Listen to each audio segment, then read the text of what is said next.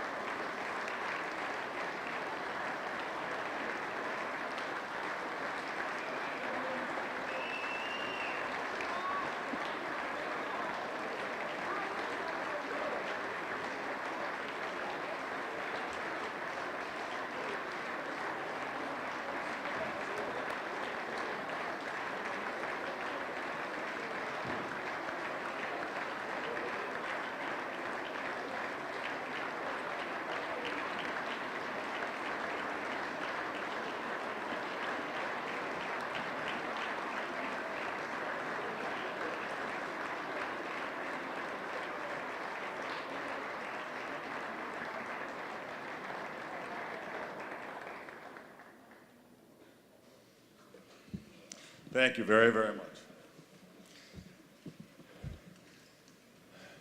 I want to say welcome to our guests in the gallery and welcome to our members of the media. Thank you for joining us today. And good afternoon to everyone here. It's an honor to be with you. President Cullerton, Speaker Madigan, Leader Radogno, Leader Durkin, Lieutenant Governor Sanguinetti, Attorney General Madigan, Secretary White, Comptroller Mendoza, Treasurer Freyricks, and all of you, members of the General Assembly. Ladies and gentlemen, it's an honor to stand with you today to discuss the state of our state. Despite the problems and uncertainties we face, I am deeply optimistic about the future of our beloved Illinois. We have big challenges. And like many of you, I'm frustrated by the slow pace of change here in Springfield. But with great challenge comes great opportunity. By working together, we can overcome any obstacle. We have the best people and the best location of any state in America. Through bipartisan cooperation, Illinois can once again be the economic engine of the Midwest and the home of innovation and prosperity for everyone.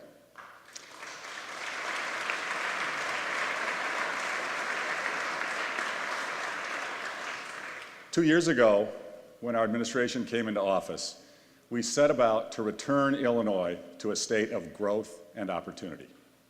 We knew that we could not simply tax our way out of our fiscal problems. We needed to grow. We needed to fix a broken system. We needed to make Illinois more welcoming to job creators, to restore confidence in government, and to ensure that all of our children could receive a high-quality education and job training so they could obtain high-paying careers here at home. Given those realities, we set key goals for our administration. First, make Illinois the most ethical and efficient state in the nation. Second, invest in education so that Illinois has the best schools and vocational training in every neighborhood and in every community. And most importantly, make our state more competitive, more attractive to job creators, to grow our economy and bring more good-paying jobs to our state. Now, working together, we've begun to accomplish these goals, but there's so much that remains to be done. Inside government, over the past 2 years, we've made great strides in ethics reform. We closed the revolving door on executive branch employees leaving government to become administration lobbyists. We tightened the gift ban loopholes that lobbyists and contractors used to influence regulators and win favor with decision makers. We increased transparency so that any resident of the state can now go online and review state spending on contracts and at-will hires. We required more comprehensive economic interest statements so we could all see who was being paid and by whom. And we cleaned up the hiring mess we inherited at IDOT. And we're working cooperatively with Michael Shackman to strengthen state hiring rules even more. We're modernizing and streamlining state government and building toward a higher level of transparency through our new Department of Innovation and Technology. In the last year, the department has protected more than 5 billion records of Illinois residents that were previously left unsecured and unencrypted. And we're moving millions of pieces of paper out of file cabinets and into the digital age. Kirk Lonbaum leads our cybersecurity efforts at DoIT, our Department of Innovation and Technology. He's working around the clock, along with his teammates, to ensure that our efforts are successful and state records are secure. He's here today. Let's give him a hand. Thank you.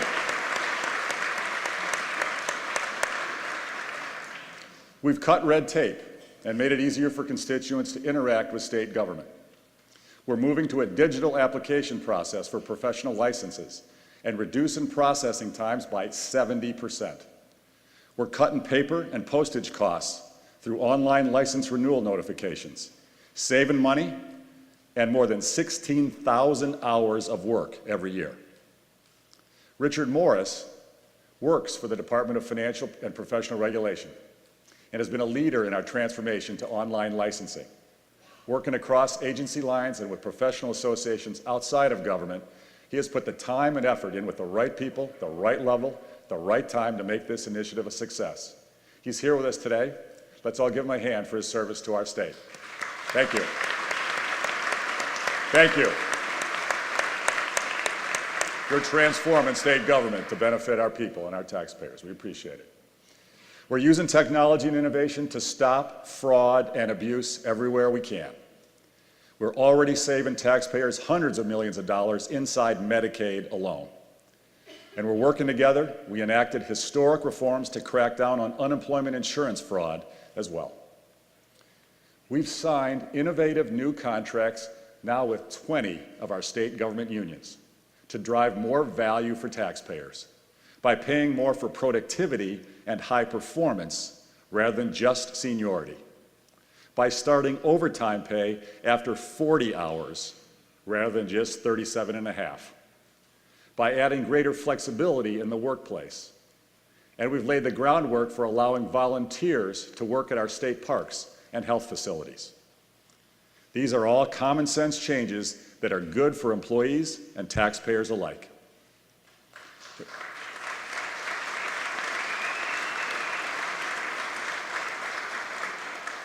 We formed a bipartisan task force led by Lieutenant Governor Sanguinetti, thank you, to recommend ways we can reduce the cost of our bloated bureaucracy across the state. Our worst in the nation, 7,000 units of local government. Every dollar we can save in reducing bureaucracy is a dollar we can invest in education and human services, along with reducing our highest in the nation property taxes. The task force has made 27 recommendations that we can implement together, all of us in this room together, through legislation to save hundreds of millions of dollars. The communities of Grays Lake and Haynesville are leading by example. They've saved $500,000 a year through sharing services while providing more support to their local police. Grays Lake Mayor Rhett Taylor is with us today. Let's give him a round of applause for his service and for setting an example for all of us to follow. Thank you. We've worked hard to change our broken political system and restore competitive general elections in our state. We encouraged, many of us in this room encouraged the people of Illinois to put more than 1 million signatures on petitions to get term limits and fair maps on the ballot. Unfortunately, our judges, who are themselves elected through our state political process, decided that 1 million signatures weren't enough. They decided that only you, each of you, the members of the General Assembly, could pass the necessary legislation to enable the voters to have their say. I ask you today, on behalf of all the people of Illinois, Democrats and Republicans, please do the right thing. Pass the bills to put term limits and fare maps on the ballot.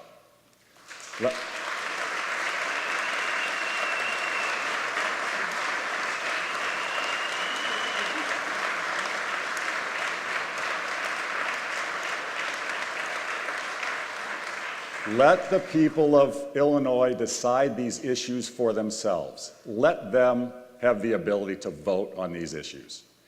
End the power of incumbency and special interest groups, and give power back to the people of our state.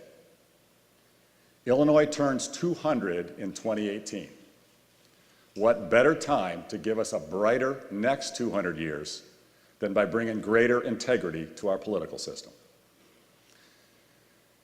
When it comes to providing a better future for the people of Illinois, nothing we do together is more important than educating our young people.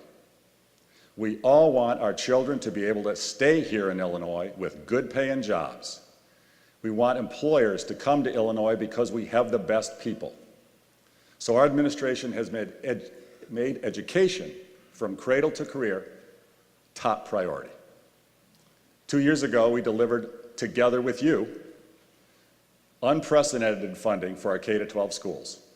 And the next year we came back and did it again. In all, our kids are receiving more than $700 million more per year, our kids and our teachers, $700 million more per year than 2 years ago, including an extra $100 million more for early childhood education. Thank you. This terrible practice of proration is coming to an end.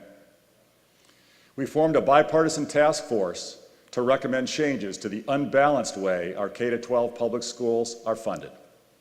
For years and years, Illinois has provided the lowest percentage of education financial support from any state in the country. This is wrong. I personally believe this is immoral. It denies the American dream to low-income kids. We have the largest gap between funding for high-income schools and low-income schools of any state in the country. This is wrong.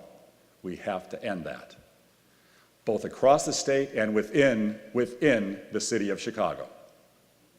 The task force expects to finish their work in the coming weeks, and we look forward to working on a bipartisan basis to implement their recommendations. We created the Governor's Cabinet on Children and Youth, bringing together all state agencies that serve our children to ensure that Illinois' young people are healthy, safe, well-educated, and on the road to becoming self-sufficient. The commitment, cooperation, and effective problem-solving among these agencies is extraordinary. I'm so proud of their work. In partnership with external partners in the private sector, they will make Illinois a better place for all of our children. They're working with the Illinois State Board of Ed, the local high schools, our community colleges, and local employers.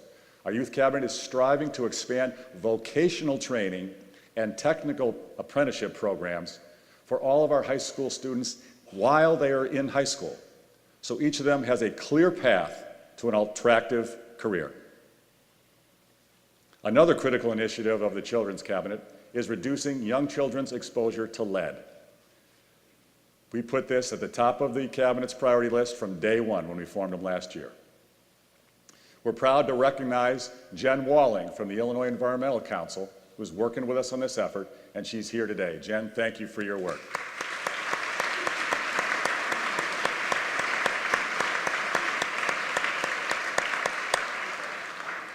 On Martin Luther King Day, all of us, Democrats and Republicans, stood together in signing a bill that requires all schools and daycare centers to test their drinking water regularly and inform parents of the results. Dr. King spoke about the threat of lead poisoning in 1966. So it's particularly appropriate that we're able to sign that important piece of legislation on his birthday. Reducing lead. Thank you. It's all good. Thank you. Thank you.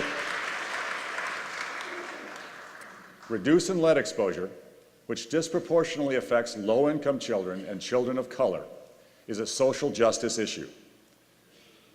So, too, is ensuring that we provide a means for those in our criminal justice system to rehabilitate themselves and return to productive lives. Everybody deserves a second chance. We are a state of compassion and forgiveness. Everybody deserves a second chance. Over the past 2 years, our administration has worked to reform our criminal justice system, reduce recidivism, and address underlying behavioral and mental health issues for those in our systems of care in order to keep our communities safer and more compassionate. We're making great strides in implementing initial recommendations from our Commission on Criminal Justice Reform, helping nonviolent ex-offenders get back on their feet and giving them meaningful skills to find employment.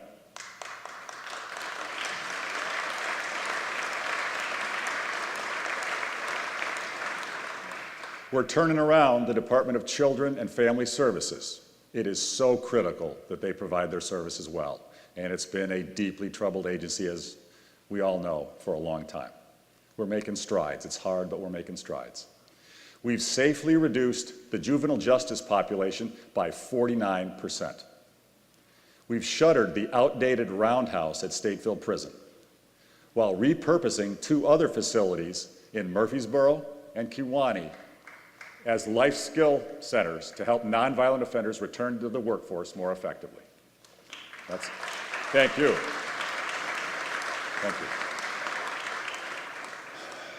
Sadly, very unfortunately, our progress in reducing nonviolent crime is being overshadowed by the skyrocketing rate of violence in Chicago. The violence occurring in Chicago every day is intolerable. We cannot let it continue. We've got to bring it to an end. Violence experts say there's no single cause and no single solution. But with the right mix of policies, with a joint commitment between the city, the county, the state, and the federal government, we can and must find solutions to curb the violence. At the Illinois State Police, we're providing the Chicago Police Department with a wide range of resources, and we stand ready to do more wherever and whenever called upon. Our troopers have already surged to counter the violence that spilled over onto our expressways, and we're committed to hiring more state police officers to help patrol Chicago expressways and other high-violence areas.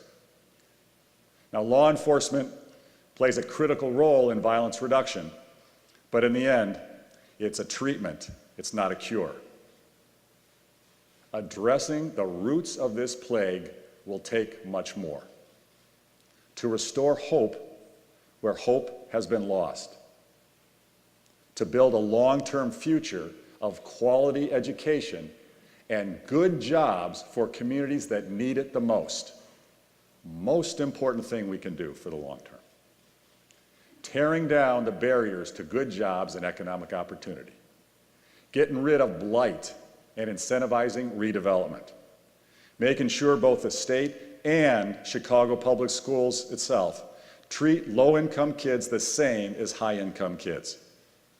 Giving parents more choices and support to give their kids a world-class education. Putting vocational training back into our high schools so young people, all young people in every neighborhood, whether they want to go to college or not, all young people can see a clear path to a career rather than falling victim to the gang recruiters.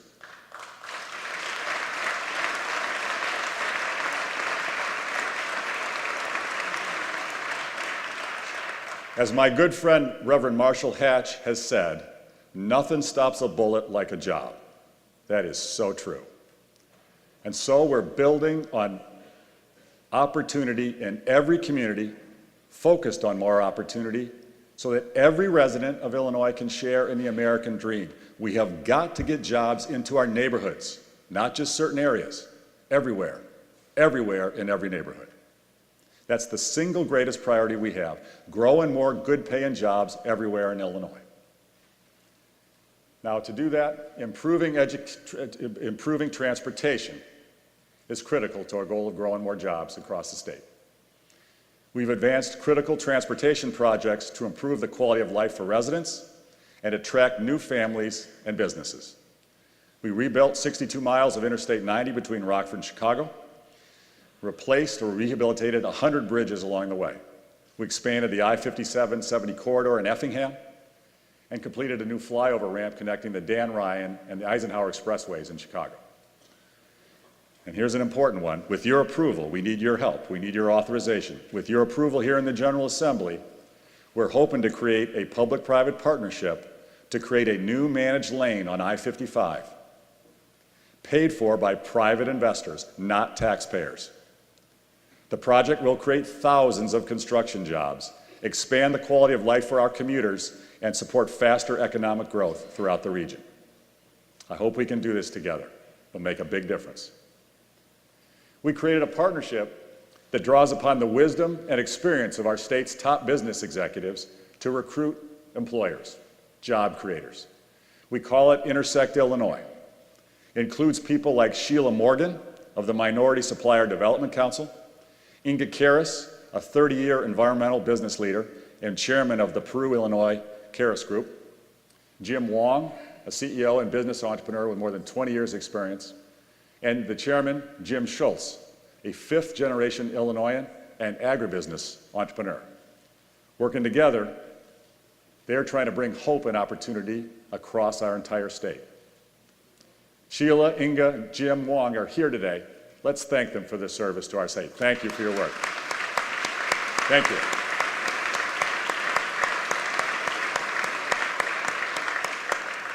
They've already been successful in recruiting employers like Amazon to expand here in Illinois.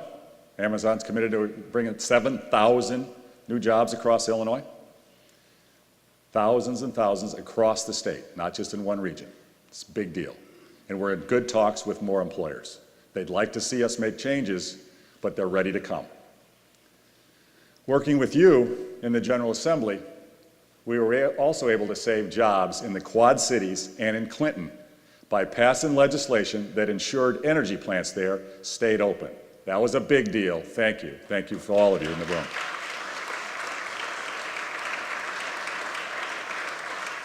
We protected families and job creators by putting caps on business and residential energy rates.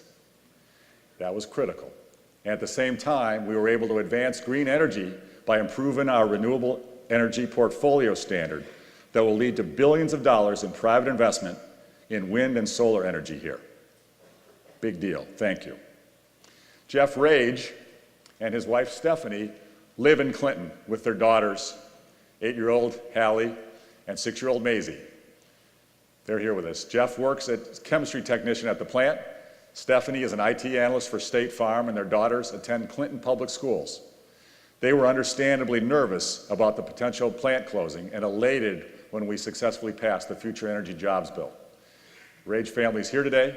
We can all be thankful they'll be here in Illinois residents for many years to come. Thank you. Thanks for coming.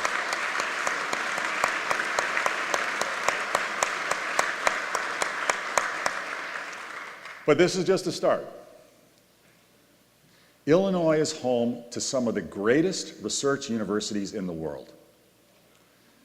Working in partnership, we have the potential, and I'm personally 100% committed to this, we have the potential to create a technology and innovation center here in Illinois, here in the Midwest, that can rival Silicon Valley or North Carolina's Research Triangle, creating tens of thousands of high-paying jobs.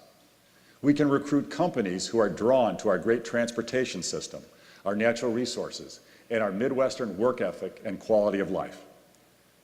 Working together, we can accomplish this kind of growth and opportunity. It is totally within our ability to achieve if we do it together. Critical to our success in doing this is helping our world-class research universities like the U of I and SIU both of which are world-class research. We've got to extend their footprint in Illinois, form alliances with other great research institutions like the University of Chicago and Northwestern, and significantly expand their efforts in research and innovation. Our goal can be for our great research universities to drive the same stunning level, actually shocking level, of company formation, entrepreneurship, innovation, and wealth creation that Harvard and MIT have done for New England and Stanford and Berkeley have done for California. We can do this. We can help the U of I, we can help SIU, we can help others expand their research capability and drive company formation and job creation at an incredible, exciting rate. Together, we can get it done. A few months ago, I met a native son of Illinois, Sam Yegan, who has moved his family back to Illinois after many years of success in Silicon Valley. He created a very successful high-tech company in Silicon Valley, but he wanted to be in Illinois. He loves Illinois. He came back because this is home. He loves it here, he loves the people, our values, the quality of life in our great state. He's working to make the next great tech success story right here in Illinois. In fact, he's trying to buy a tech company in Silicon Valley and bring it, move it back to Illinois. I know how he feels, I know you do too. We love this state, the people here, and our way of life. This is our home, and we'll never give up trying to make it better. I hope to introduce you to Sam. Sam was hoping to come, but he's stuck out there on the deal in California, but he's coming. I hope you can meet him. We're talking about how we're going to do this together. Now, clearly we're excited about the achievements we've made and the unlimited opportunities open to us, but we still face significant challenges. We haven't had a full-year budget of some kind in a year and a half, and we haven't had a state budget that is truly balanced in decades. We have more than $11 billion in unpaid bills, a $130 billion unfunded pension liability, the worst credit rating in the nation. And we already have the 5th highest overall tax burden and one of the lowest rates of job creation of any state. And these problems aren't new. They didn't just happen in the last 18 months. They've been building up for many years as past governors and general assemblies, both political parties, kicked the can down the road to avoid making tough decisions. Years of irresponsible borrowing and deficit spending have been devastating to human service organizations that assist children, senior citizens, people with behavioral health issues and disabilities, and other of our most vulnerable residents. It has caused student and faculty departures at our colleges and universities. Decades of undisciplined spending and uncompetitive regulations and taxes have made employers hesitant about coming or staying in Illinois, limiting job opportunities across the state. We're seeing the collective impact of these realities from Carbondale to Chicago, from East St. Louis to Danville. Families and employers are leaving. Not-for-profit service agencies and small businesses are cutting staff and services. And here's the critical point. We are failing to be compassionate because we are failing to be competitive. These problems aren't new, but these problems are now ours to solve. We can and we must do better. We know that much in our state has been broken for many years, but we know, too, that there's a way forward. There is a path to a better future for all Illinois families. All of us, on both sides of the aisle, President Cullerton, Leader Radonio, Speaker Madigan, and Leader Durkin, we all agree that we must have a truly balanced budget and we must make changes to our broken system to return our state to a path of prosperity. I would like to listen to some recent quotes that have been in the press that I've noticed. First quote, "What's going on is not good for the state. The only way we can solve our problems is in a bipartisan fashion. To break the impasse, both sides must respect each other's priorities. That means negotiate, compromise. We should focus on working together and finding common ground to address the issues facing our state."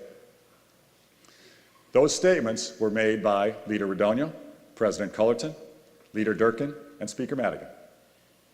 I strongly agree with every single one of them. Now, let's get it done. Our state's economy could take off like a rocket ship if we could just come together on major pro-jobs changes that need legislation to take effect. Lawmakers from both parties deserve credit for working for many months to find ways to reduce regulatory costs and property tax burdens that make businesses in Illinois less competitive than our neighbors. Hopefully, we can build on these initial proposals to ensure they drive big results on job creation. And hopefully, we can work together to cut the red tape even more, reducing filing fees and costly licensing barriers that prevent hardworking Illinoisans from qualifying for good, high-paying jobs. When it comes to the budget, we all can agree Illinois has to do something different. Our administration has offered many proposals to achieve a truly balanced budget with changes that fundamentally fix our broken system. We must remember, this is critical, I ask, we've got to remember, to keep budgets balanced in the future, our rate of economic growth has to be higher than our rate of government spending growth. It's simple math. That's just a truth. We have got to grow our economy. We've got to be more competitive if we're going to have balanced budgets. Changes to the workers' compensation system to prevent misuse and abuse, attract employers and good jobs. Property tax relief to reduce the immense burden felt by our families and businesses, to give them reason to stay here in Illinois.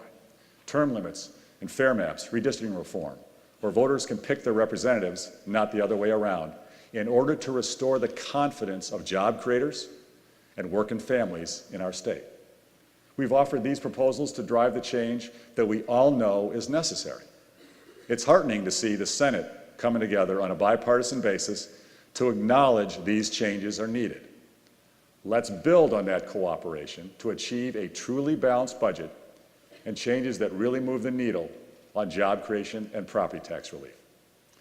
Now let me take a second off the script for just a second. I would personally like to thank the senators here today. The President, leaders, thank you. Thank you for working so hard to try to come together on a bipartisan basis to find a compromise to get a truly balanced budget with changes to the system to help job creators and protect taxpayers.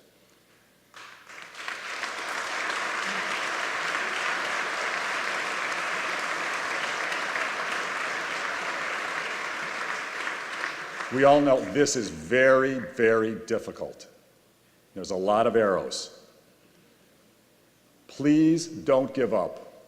Please keep working. Please keep trying. The people of Illinois need you to succeed. Thank you for your efforts. Our aim to have the most ethical and efficient government in the nation, the best schools in every community, and good jobs for all our residents, these goals are all within our reach. All of us are here to build a better future for families across Illinois. To build a future where our economy booms and job creation soars, where states around America watch with amazement as Illinois takes the lead in innovation, job growth, and economic opportunity, where people around the country say to themselves, you know what? We want to live in Illinois. That's where we want to build a business. That's where we want to start a family. That's where we can achieve the American dream. It's a future where our schools are the envy of the world, where every child from every background gets the same high-quality education, from cradle to career, to get on the path to wealth, prosperity, and a high quality of life. It's a future where our budgets are balanced for decades to come, where our credit ratings rise as our pension liabilities drop, where our economy grows faster than government spending, where taxpayers are treated with respect and their government squeezes every penny to go the extra mile. We've been at the bottom for far, far too long. It's time we race to the top, to lead the nation in job creation, to lead the nation in education funding and outcomes, to lead the nation in ethics and accountability, to lead the nation in poverty alleviation and violence reduction. We've made important gains in government efficiency and economic development these last 2 years. Now, let's work together to make Illinois more competitive so we can realize a better future of jobs and opportunity for all. And yes, we've made important gains in education support these last 2 years. Now, let's work together to ensure that every child in every neighborhood, in every community, has that opportunity to succeed. To ensure the violence that plagues Chicago and other communities, it's not just Chicago, that violence comes to an end. To give people hope that tomorrow will be better than today. All of us, Democrats, Republicans, everybody in between, we all have a moral obligation to work together to bring change. We together can return Illinois to a place of hope, opportunity, and prosperity. Illinois is home. All of us love it here in our home. Ultimately, we all want the same things for our home: good jobs, strong schools, safe communities. It's just a question of respecting each other's views and how we get there. If we negotiate in good faith, we can move Illinois forward as a state which is both competitive and compassionate. Now let's work together to get the job done. Thank you all. God bless you. God bless our beloved state of Illinois, and may God continue to bless the United States of America. Thank you.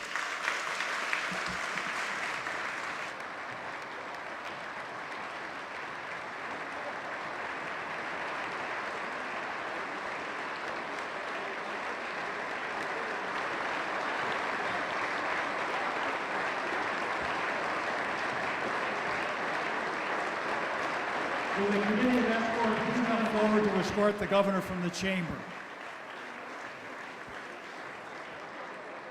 Committee of escort, please come forward to escort the governor from the chamber. The president of the Senate is recognized for a motion. I move that the joint session